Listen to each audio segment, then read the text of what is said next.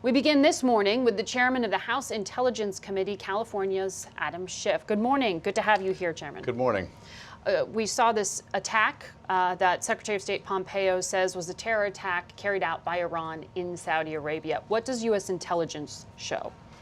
Well, I have not had the briefing yet on whether this is directly attributable to Iran, but I think it's safe to say that the Houthis don't have the capability to do a strike like this without Iranian assistance. So Iranian know-how, Iranian technology, I think was certainly involved. Whether the Iranians directly engaged in this or through the Houthi proxies has yet to be seen.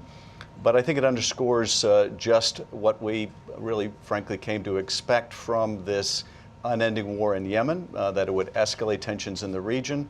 But also our withdrawal from the JCPOA has led Iran to engage. The nuclear deal with Iran. Exactly. Has led Iran to engage in these escalatory tactics to drive us apart from our allies, but also to increase Iranian leverage to try to bring about an end to sanctions. Do you think the president should withdraw his offer to sit down and begin talks with Iran?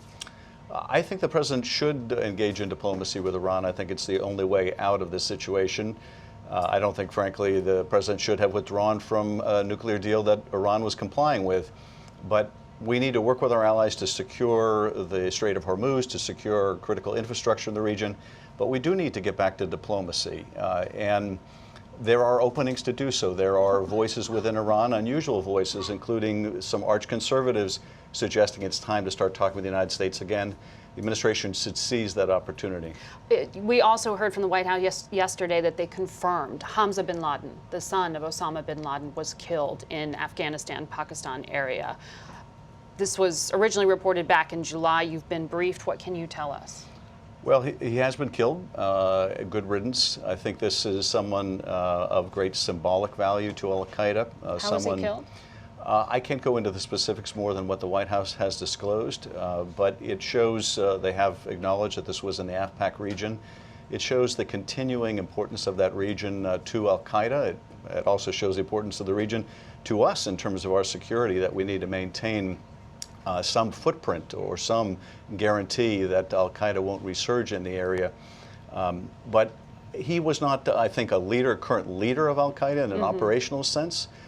So I think if his name wasn't bin Laden, it wouldn't have had the same impact, but nonetheless, an important step in terms of taking more of the leadership of al-Qaeda off the battlefield. Should the president continue negotiating with the Taliban? The president should. I don't think the negotiation should have been called off because of ill-planned, ill-prepared summit and it falling apart. At the end of the day, there's only going to be one way to resolve the conflict in Afghanistan, that's through negotiation. But we should secure more than Taliban promises in that negotiation in exchange for a drawdown of American troops.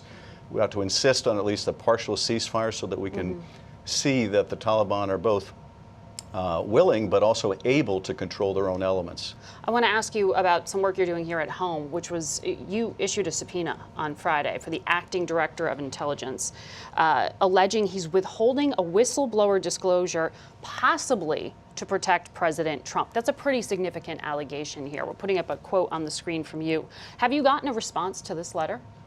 We've gotten a response, and the director has said essentially that he is answering to a higher authority and refusing to turn over the whistleblower complaint. This is deeply troubling. No Just director, ignoring the subpoena? Well, at this point, yes. Ignoring the subpoena, ignoring our request.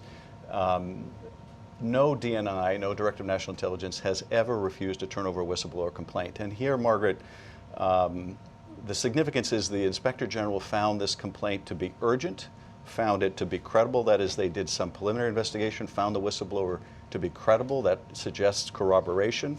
And that it involved serious or flagrant wrongdoing.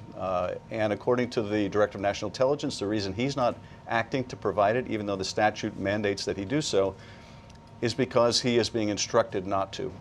That this involved a higher authority, someone above the DNI. Well, there are only a few people above the DNI.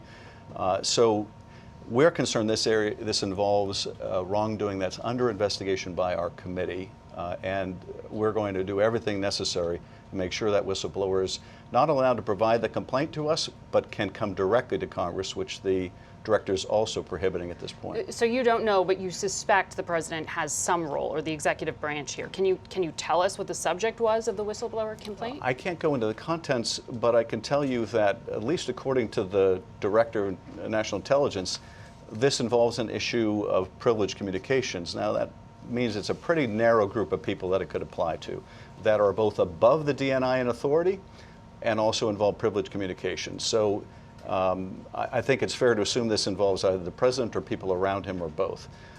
But at the end of the day, if the Director of National Intelligence is going to undermine the whistleblower protections, it means that people are going to end up taking the law into their own hands and going directly to the press instead of the mechanism that Congress set to protect classified information. And that gravely threatens both our national security as well as a system that encourages people to expose wrongdoing. You're in leadership. There seems to be confusion within the Democratic Party about whether or not there is actually an impeachment inquiry underway. Can you clarify? Yes, so we're doing an investigation that will ultimately determine whether the president should be impeached. Now, there are people... So there is an inquiry underway? There's certainly an investigation underway. And now, this is about more than just message. There are some of our members who are ready to vote to impeach and remove the president tomorrow, and there are some who believe that we should not impeach him because it will be a failed exercise in the Senate. But the vast majority of our caucus, including our leadership, is of the view that we should do the investigation before we determine whether the president should be impeached. That's the category that I fit in, and that's the work that we're doing. And that's all that's required in court to get access to the grand jury material we need to do our jobs. We have to leave it there. Congressman, thank you very much. Thank you.